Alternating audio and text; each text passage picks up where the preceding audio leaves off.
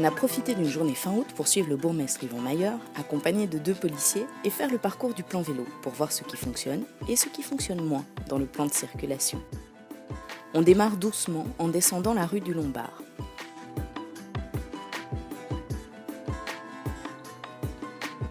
Dites, monsieur le bourgmestre, il n'y aurait pas comme un petit manque au niveau signalétique?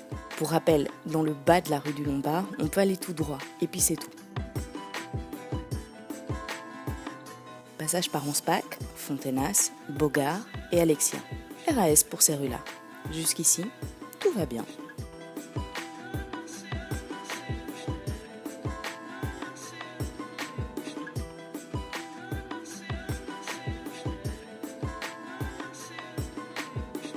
Bizarre cette piste qui remonte sur le trottoir du boulevard de l'Empereur. L'agent nous explique que c'est mieux, car la piste est protégée par la hauteur du trottoir et elle s'aligne avec la piste du Mont des Arts. Là, en revanche, il y a comme un petit oubli. Ou alors on fait des économies de peinture. Il faudrait peut-être penser à trouver un pinceau pour terminer la délimitation de la piste, non ?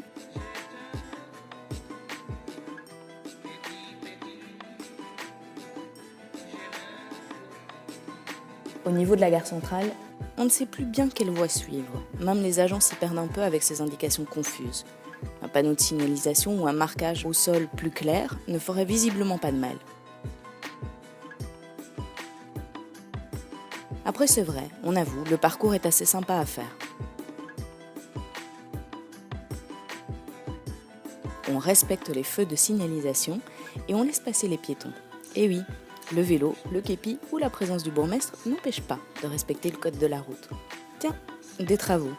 Comme quoi, le plan de circulation ne s'est pas fait en un jour et on continue d'y travailler. Rue du Fossé aux Loups, on se rapproche du piétonnier, rien à redire ici, on continue.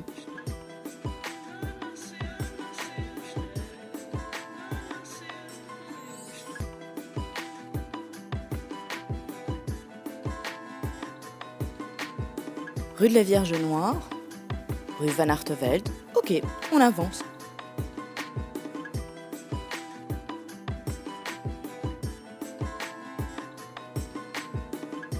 Encore une indication pas très claire.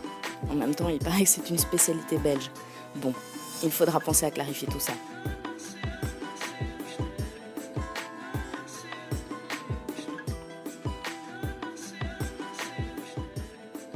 Apparemment, personne n'a compris que les barrières ne sont pas là uniquement pour décorer. Heureusement, l'agent de police est assez patient pour la remettre en place à chaque fois.